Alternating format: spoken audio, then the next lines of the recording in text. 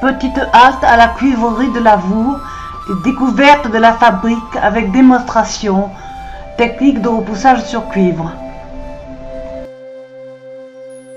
Je prends l'outil qui est là, et là, allez garçons, on y va. Alors, là je fais le rayon, hop, et je ramène un peu de matière à l'arrière. Vous voyez, on est en train de dessiner. Maintenant là, je vais rajouter ces jolis bougeoirs pour faire des belles tables. Trempez vos bougies dans d'eau salée pendant 24 heures, ça évitera que ça coule sur vos bougeoirs. D'accord? Autrement, vous les mettez au congélateur, et quand la cire elle est gelée, elle ne coulera pas. De père en fils, la maison Villamort a sélectionné pour vous, dans sa boutique, une remarquable collection d'objets d'art, laiton, fer ou étain, objets décoratifs, bijoux, lampes traditionnelles à pétrole.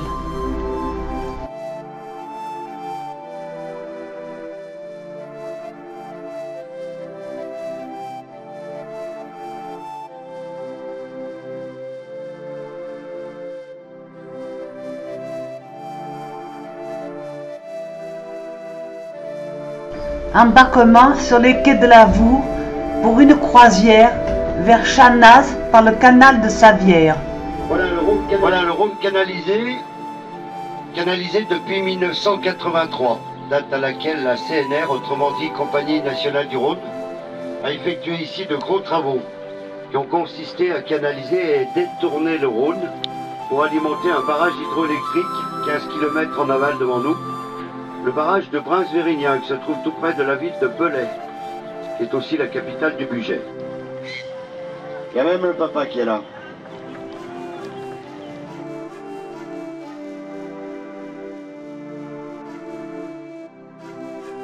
La profondeur est de 10 à 15 mètres.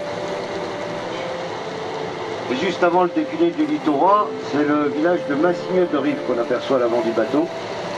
Massigneux-de-Rive où il a été réalisé une base de loisirs.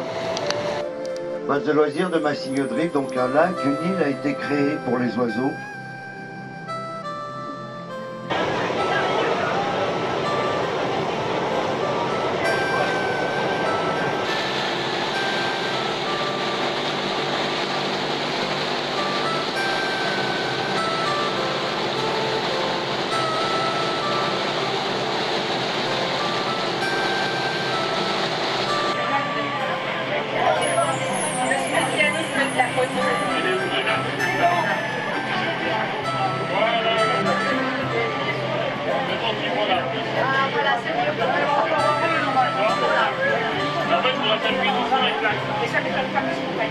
On a torticolis maintenant.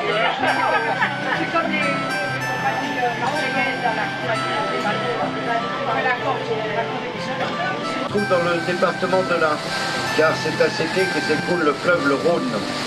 Le Rhône qui est donc la limite entre le département de l'Ain et de la Savoie. Cette limite qui était autrefois la frontière entre la France et le royaume Piémont-Sardaigne. On a deux sirènes à l'avant du bateau. Périple au fil de l'eau sur le Rhône, puis nous passons la petite écluse réalisée en 1982 et qui permet aux bateaux de passer du canal au Rhône et du Rhône au canal et d'accéder au lac du Bourget.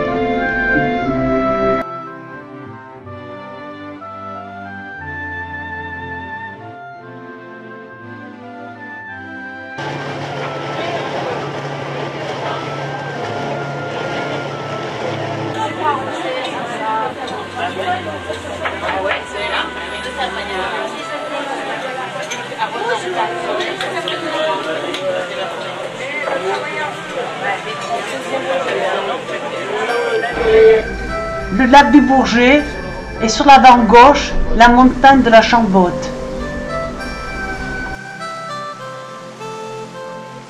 Ensuite, on a les Préalpes. Sans apercevoir aujourd'hui, se trouve au bout du lac environ 70 km à vol d'oiseau.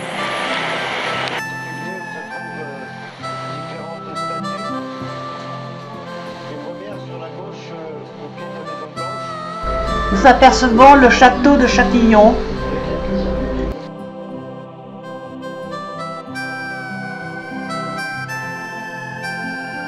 Sur la berge, près de la Maison Blanche, une statue de Lamartine qui va vivre avec Julie Charles une grande passion amoureuse. Évitez, moi je vais vite me sauver avant de m'échouer. Nous apercevons la montagne de la Chambotte.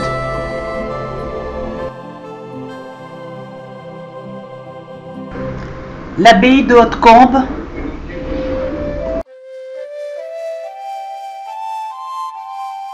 Il faut savoir qu'à l'origine, la première abbaye ne fut pas tout d'abord construite ici, mais de l'autre côté de la montagne de la Chambotte, sur la droite du bateau, en 1101, dans une combe d'altitude tout près du village de Cessan. Voilà. Cet endroit avait l'inconvénient de se trouver à la frontière du comté de Genève et du comté de Savoie, deux comtés qui étaient perpétuellement en guerre. Voilà.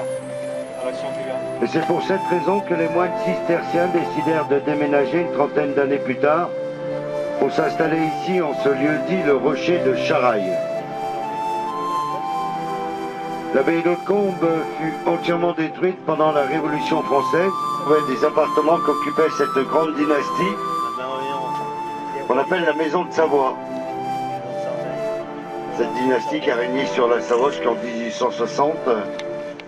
Pour une autre abbaye, qui est l'abbaye de Ganagobies près de Sisteron.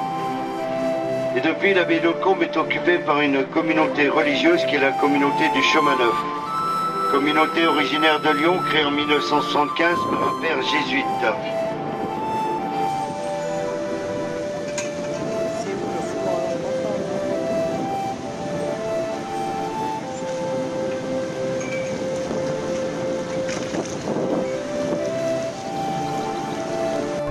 Dans un environnement où l'eau, la nature et la montagne se marient admirablement, le village fleuri de Chanaz, surnommé la Petite Venise savoyarde, révèle ses richesses: moulins à huile hydraulique, navigation de plaisance, bateaux promenade, jusqu'au lac du Bourget.